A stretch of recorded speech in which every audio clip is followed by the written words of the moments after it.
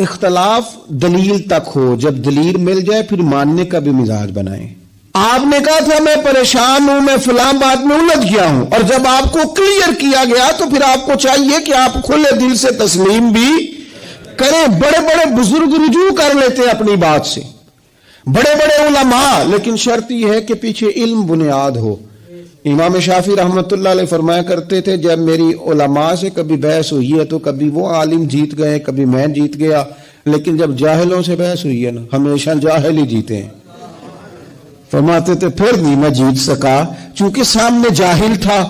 آپ کو جب حق آ گیا، آپ نے جو دلیل چاہی تھی، جو آپ کنفیوز تھے جہاں، جب آپ کی وہ بات دور کر دی گئی پھر آپ کو کلیئر بھی تو ہونا چاہیے کہ نہیں. دیکھیں حضرت عمر فاروق رضی اللہ تعالیٰ عنہ مسجد شریف میں خطبہ جمعہ دینے لگے تو آپ نے کہا بھائی میری بات سنو اور پھر میری فرما برداری کرو، میں تمہارا امیر ہوں، اطاعت کرو میری بات کی.